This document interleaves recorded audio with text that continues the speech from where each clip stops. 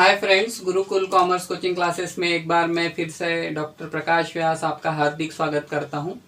Last lecture में हमने final account को शुरुआत कर दी थी कि ट्रायल बैलेंस पे से हम लोगों को trading account, profit and loss account और बैलेंस शीट किस तरीके से हम बनाते हैं।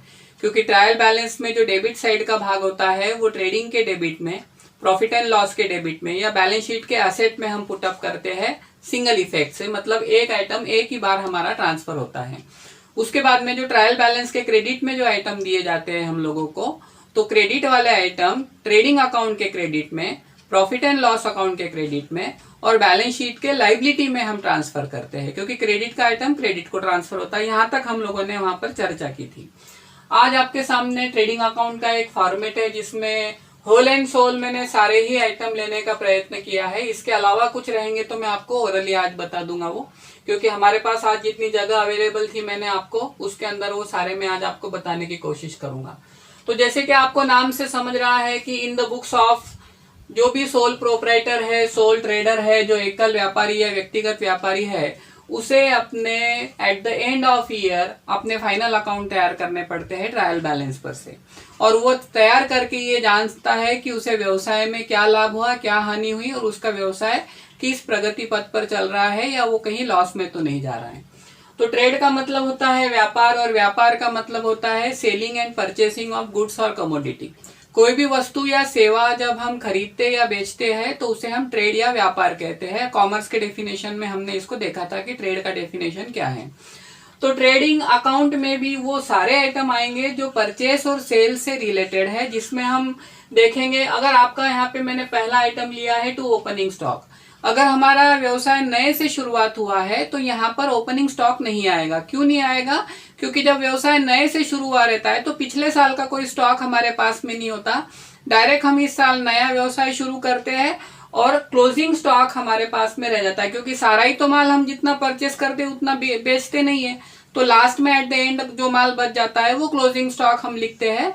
ओपनिंग स्टॉक उस समय लिखेंगे नहीं, क्योंकि शुरुआती दौर पर हमारे पास कोई ओपनिंग स्टॉक नहीं रहता है। लेकिन लास्ट में जो क्लोजिंग स्टॉक हम लोग लिखते हैं, इसके दो इफेक्ट रहते हैं, क्योंकि ये एडजस्टमेंट एंट्री है। क्योंकि परचेस में तो हमको समझेगा हमने कितना खरीदा है, सेल्स में हमको समझेगा कि हमने कितना बेचा है, लेकिन गोडाउन में हमारे पास या दुकान में हमारे पास कितना बैलेंस बचा हुआ है इसका काउंटिंग करके हम क्लोजिंग स्टॉक एडजस्टमेंट में नीचे दिया हुआ रहेगा हम लोगों को, जिसमें से भी हमको ध्यान में देना है कि कॉस्ट प्राइस और market price which ever is less. Cost price का मतलब होता है उसकी खरीदी या मूल कीमत, और मार्केट प्राइस मतलब उसका बाजार मूल्य या बाजार में उसका जो मूल्य चल रहा है अभी के रनिंग पोजीशन में वो। तो इन दोनों में से जो कीमत कम रहेगी वो हम यहाँ पर लिखते हैं। इसके डिटेल्स में आपको और आने वाले लेक्चर में जब इसका मैं प्रैक्टिकल लूंगा तब आपको बताऊंगा कि ऐसा हम क्यों करते हैं। कॉस्ट प्राइस और मार्केट प्राइस में से हम कम वाला वैल्यू क्यों लेते हैं, ये हम आपको आने वाले लेक्चर में फिर से मैं आपको बताऊंगा।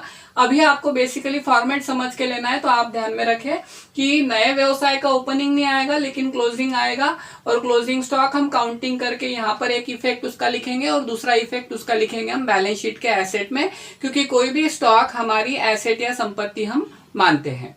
तो इस तरीके से क्लोजिंग स्टॉक यहाँ पर आ जाएगा। और यही क्लोजिंग स्टॉक, जैसे अब हमारा अकाउंट जो बनने वाला है trading account for the year ended, suppose हमने 31 मार्च 2019 ये हमारा फाइनेंशियल ईयर हम लोगों को दिया हुआ है। तो 31 मार्च 2019 को हम ये ट्रेडिंग अकाउंट तैयार करेंगे at the end of year. साल भर मैंने आपको बताया हम जर्नल और लेजर लिखेंगे, उसके बाद में एट द एंड हम ट्रायल बैलेंस तैयार करेंगे, और ट्रायल बैलेंस के बाद में हम सबसे पहले तैयार करेंगे ट्रेडिंग अकाउंट। इसके बाद आएगा प्रॉफिट एंड लॉस। तो ट्रेडिंग अकाउंट में जब हम तारीख लिखेंगे तो अकाउंट होने की वजह से फॉर द ईयर एंडेड 31 मार्च 2019 हमारा राइट हैंड साइड क्रेडिट हो गया और लेफ्ट हैंड साइड में हमने डेबिट तैयार कर लिया। इसी तरीके से जो लेजर का हम फॉर्मेट लेते हैं, क्योंकि अकाउंट है, अकाउंट का फॉर्मेट हमको डेबिट और क्रेडिट इस तरीके से लेना पड़ेगा। अब सोचने वाली बात यह है कि इसके डेबिट में क्या क्या आएगा और क्रेडिट में क्या क्या आएगा।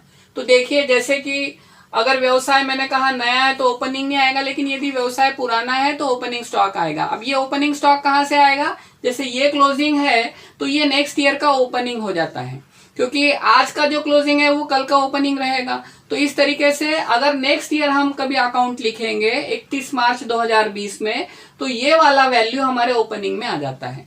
तो ये एक हम लोगों को ध्यान में लेना है कि अगर नेक्स्ट ईयर हम लिखेंगे 31 मार्च 2020 में, तो ये वाला क्लोजिंग ओपनिंग में आ जाएगा। और यदि नए से व्यवसाय है तो ये पहला आइटम हम ड्रॉप कर देंगे, इसको इस तरीके से लिखेंगे नहीं। पर मोस्ट ऑफ अभी आपका 11th है तो आप लोगों को सभी कुछ दिया रहता है यहाँ पे, और आपको ओपनिंग स्टॉक से शुरुआत करनी पड़ती है। उसके बाद में परचेसेस को हम डेबिट में लिखेंगे, क्योंकि परचेसेस मतलब डेबिट व्हाट कम्स इन, जो आता है उसे डेबिट करें। तो परचेसेस अकाउंट हमारा डेबिट बैलेंस दिखाता है। जब हम सब्सिडरी बुक बनाते हैं, सब जर्नल्स बनाते हैं, तो उसके अंदर परचेस अकाउंट में जो भी हमने परचेस किया रहता है वो हम वहां पर लिखते हैं, जिसका बैलेंस हमेशा ही डेबिट शो करता है। इसके बाद में से हम इसमें लेस करते हैं रिटर्न्स। इसको हम परचेस रिटर्न भी बोल सकते हैं या रिटर्न आउटवर्ड भी बोल सकते हैं।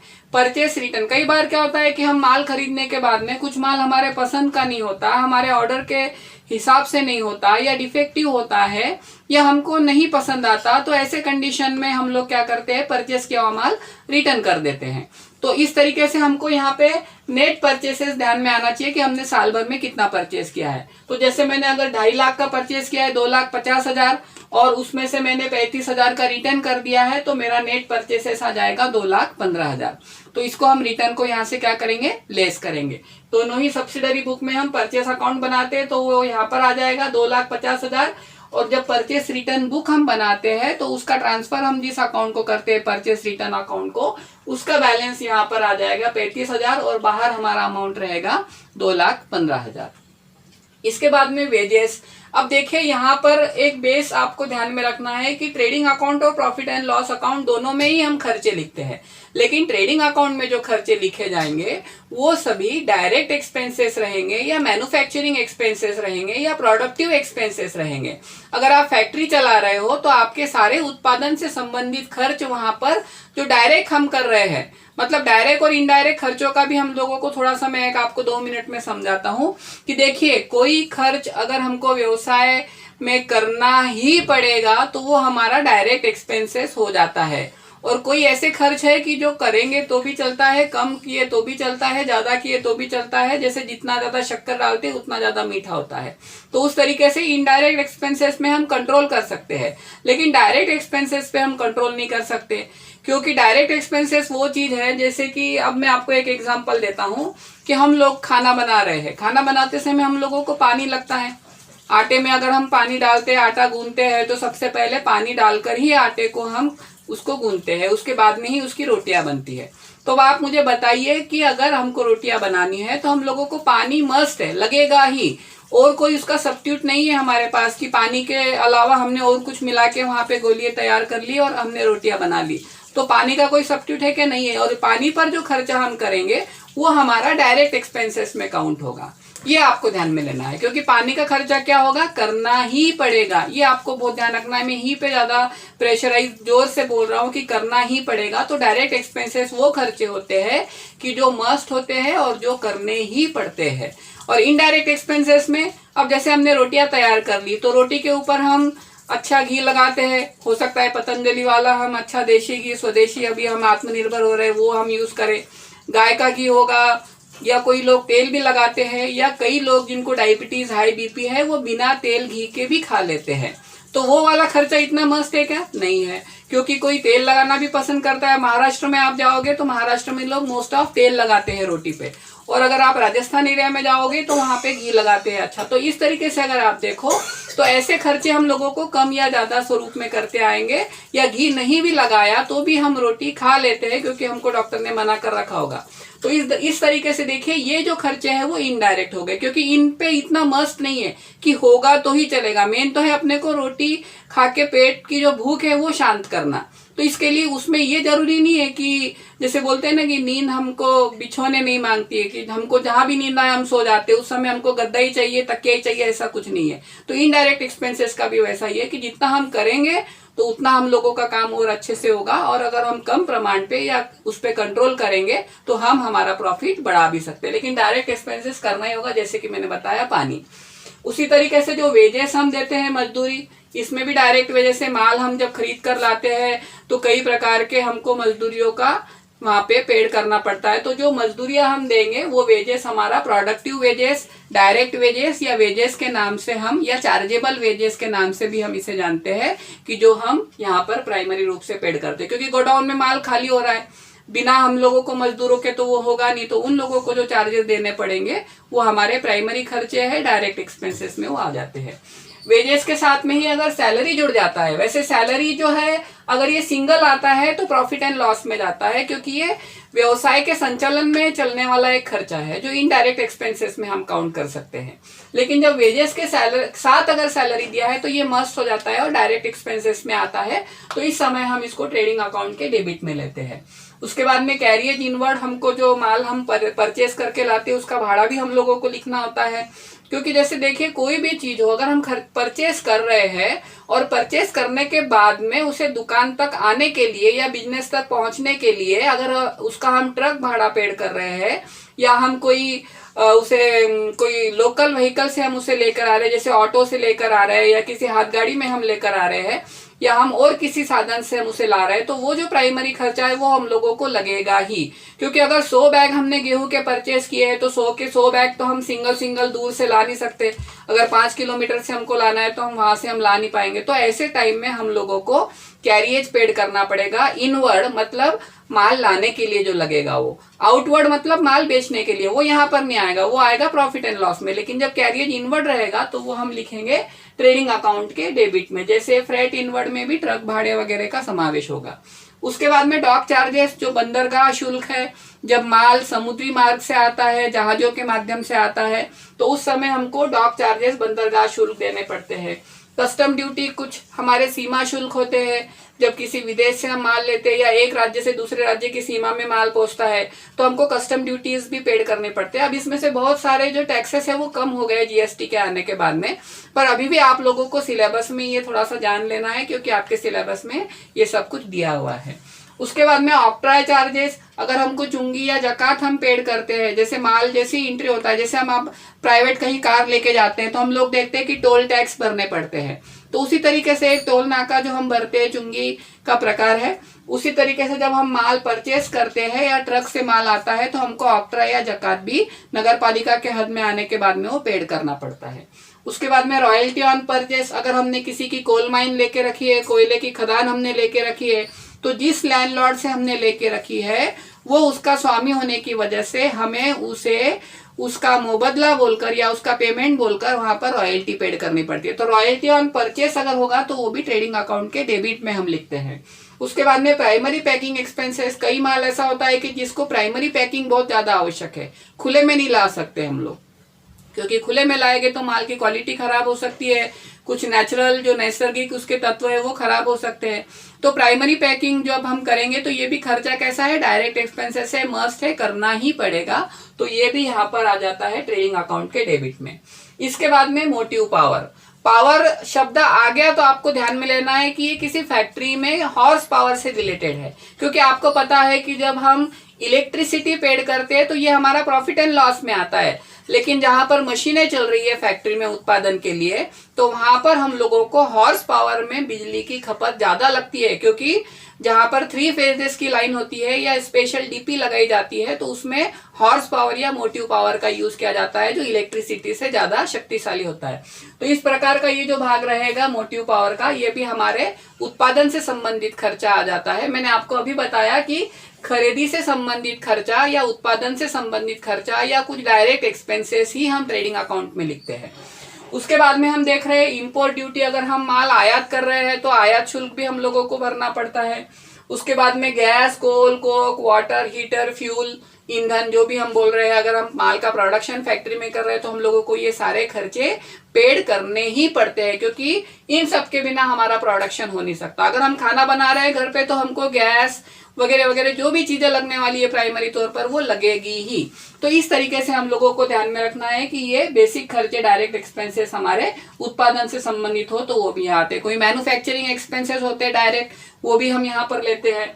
फैक्ट्री का रेंट रेट टैक्सेस है, फैक्ट्री अगर हमने किराए पर ले रखी है जहाँ पे हम प्रोडक्शन कर रहे हैं तो उसका रेंट रेट भी यहीं पर आएगा, क्योंकि जब माल का उत्पादन होता है तो उसमें हम, जैसे मैंने बताया कि डायरेक्ट एक्सपेंसेस में फैक्ट्री का रेंट रेट टैक्सेस वहां आएगा, फैक्ट्री का इंश्योरेंस वहां पर होगा, तो वो भी यहाँ पर ही लिखा जाएगा। फैक्ट्री में अगर कोई सुपरवाइजर हमने लगा रखा है तो सुपरवाइजर की सैलरी भी यहाँ पर आएगी, और अगर ऑफिस मैनेजर होगा तो उसकी सैलरी यहाँ पर नहीं आएगी, वो जाएगी प्रॉफिट एंड लॉस में। क्योंकि ऑफिस मैनेजर का कैसा है, कई बार हम खुद भी काम संभाल लेते हैं या किसी मैनेजर को रख के हम संभालते हैं।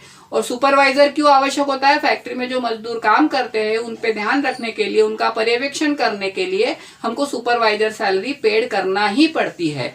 जैसे ही फोरमैन होते हैं, जो ठेकेदार होते हैं, मुकादम जिसे हम बोलते हैं, एक ठेकेदार के अंडर में उसके 40 लोग काम करते हैं, तो हम ठेकेदार से वो कॉन्ट्रैक्ट हम साइन कर लेते हैं और वो ठेकेदार उनसे काम करवा के लेता है। तो फोरमैन सैलरी भी अगर रहती है ठेकेदार की तो वो भी ट्रेडिंग अकाउंट के डेबिट में ही आएगी, क्योंकि जहां पे प्रोडक्शन होना है, जहां पर जो मजदूर डायरेक्ट रूप से जब हम वेजेस पेड करने वाले हैं, तो ये सारे खर्चे डायरेक्ट एक्सपेंसेस की होने की वजह से हम इसे ट्रेडिंग में लेते हैं।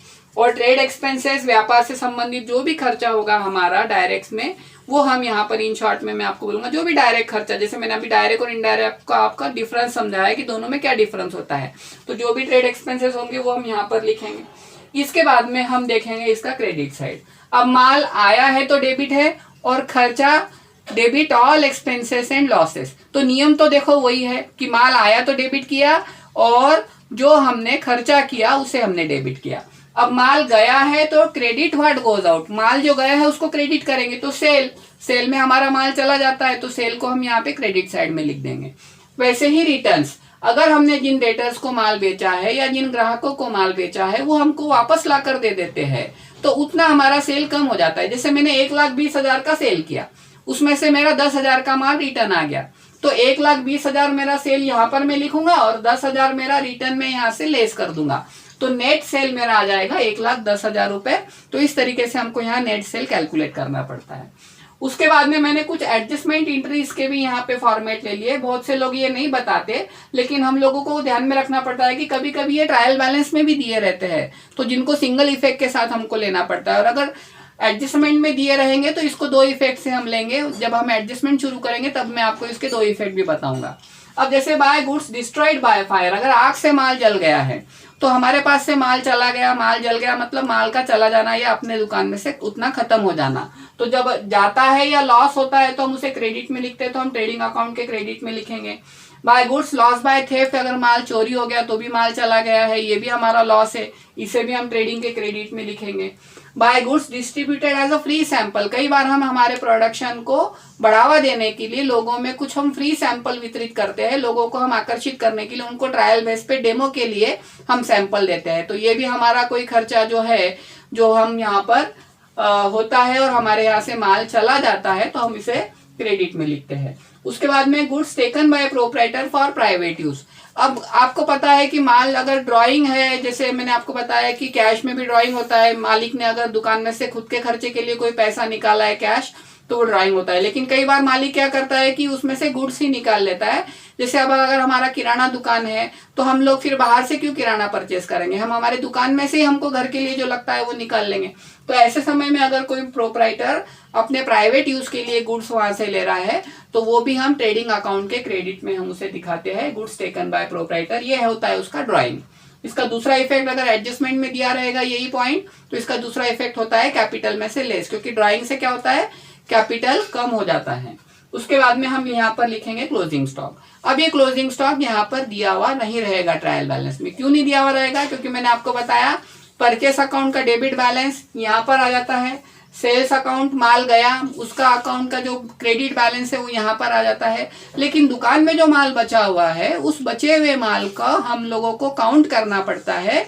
और नीचे हम लोगों को जब हम फाइनल अकाउंट तैयार करते हैं तो हम लिखते हैं कि closing stock at the end of the year on 31 March 2019 is ₹40,000। तो 40,000 का स्टॉक हम लोगों के पास पड़ा है तो वो हम यहाँ पर लिखते हैं। और फिर इसका दूसरा इफेक्ट डालते हैं हम बैलेंस शीट के एसेट में, क्योंकि जो भी स्टॉक बचा है वो हमारी संपत्ति है। क्योंकि एडजस्टमेंट के कितने इफेक्ट होते हैं, 2 इफेक्ट होते हैं। और यहाँ पर अभी भी हमने जितने भी इफेक्ट किए इन सारों के सिंगल किए, बस ये वाला जो आइटम है ये हम यहाँ पर इसको डबल इफेक्ट से एंट्री करेंगे, क्योंकि ये एडजस्टमेंट में दिया रहता है। इसके बाद में हम लोगों को क्या करना है, as a regular credit side की टोटल निकालना है। क्रेडिट साइड की टोटल यदि बड़ी है और डेबिट साइड की टोटल छोटी है, तो क्रेडिट साइड के टोटल में से डेबिट साइड की टोटल लेस करने के बाद में जो यहाँ पे बैलेंस बचता है, जो मैंने इसको देखो स्टार करके रखा है, ये हमारा आ जाता है ग्रॉस प्रॉफिट। इसे हम सकल लाभ हम इसको बोलते हैं। ये शुद्ध लाभ नहीं है अभी, क्योंकि इसमें दुकान के और कई खर्चे बाकी है, जैसे अभी सैलरी देना बाकी है, इलेक्ट्रिसिटी बिल देना बाकी है, या हमने इंश्योरेंस निकाला होगा वो हमको देना बाकी है, या कोई ऑफिस मैनेजर को हमको और किसी को कुछ पेड करना होगा वो बाकी है, हमारे डायरेक्टर वगैरह अगर कोई प्रशासन हम काम देख रहे हैं हमारे यहाँ पे तो उनका हमको पेमेंट देना होगा, हम ऑडिट करवा रहे हैं वो हमको खर्चा होगा। तो ऐसे कई इनडायरेक्ट खर्चे हैं कि जो हम प्रॉफिट एंड लॉस में लिखते हैं, वो सारे खर्चे इस ग्रॉस प्रॉफिट में से जब डिडक्ट होते हैं तभी जाकर हमको नेट प्रॉफिट मिलता है। उस पर हमारा हक होता है खर्चा करने का। इसको हम खर्चा नहीं कर सकते। अगर इसको ही खर्चा कर देंगे तो वो खर्चे कहाँ से पेड करेंगे। तो gross profit transfer to profit and loss account, ये यहाँ पर जो ग्रॉस प्रॉफिट आएगा, ये प्रॉफिट एंड लॉस अकाउंट जब हम इसके नेक्स्ट स्टेप में तैयार करेंगे तो उसके क्रेडिट में वो ट्रांसफर हो जाता है, प्रॉफिट एंड लॉस के क्रेडिट में by gross profit trading account से ट्रांसफर हुआ हो। इस प्रकार से ये ग्रॉस प्रॉफिट आ जाता है। और यदि कई बार ऐसा होता है कि डेबिट की टोटल ज्यादा होती है, और डेबिट ज्यादा होना मतलब खर्चों का ज्यादा होना, और जाहिर सी बात है खर्चे ज्यादा होंगे तो फिर क्रेडिट अगर कम होगा तो लॉस आ सकता है। मैंने यहाँ पे लिखा है इफ, दोनों में से कोई भी एक आएगा, या तो प्रॉफिट आएगा या लॉस आएगा। एट ए टाइम दोनों नहीं आएंगे। लॉस कब आएगा? जब डेबिट की टोटल ज्यादा रहेगी, और प्रॉफिट कब आएगा? जब क्रेडिट की टोटल ज्यादा रहेगी। तो इन शॉर्ट मैंने कम से कम समय में आपको बताने की कोशिश करी है। ये हमारा ट्रेडिंग अकाउंट है। इस तरीके से हम फाइनल अकाउंट बनाते समय ट्रायल बैलेंस में जो जो आइटम हमारे डेबिट के होते हैं वो टीडी के डेबिट में, जो इससे रिलेटेड है, जो प्रॉफिट एंड लॉस से रिलेटेड होंगे वो प्रॉफिट एंड लॉस में हम देखेंगे, और जो बैलेंस शीट से रिलेटेड होंगे वो बैलेंस शीट में हम ट्रांसफर करेंगे। लेकिन ट्रेड से संबंधित, डायरेक्ट एक्सपेंसेस से संबंधित या उत्पादनों से संबंधित जो भी खर्चे हम लोगों को ट्रेडिंग में लेने होते हैं वो सारे हम ट्रेडिंग के डेबिट में लेते हैं। और उसी तरीके से जो हमने यहाँ पे कुछ आइटम लिखे हैं जो ट्रेडिंग के क्रेडिट में आते हैं, ये कहाँ से आते हैं? ट्रायल बैलेंस के क्रेडिट में से। तो इतना मुझे आज आपको बताना था। आने वाले नेक्स्ट लेक्चर में हम प्रॉफिट एंड लॉस का फॉर्मेट देखेंगे। Thank you.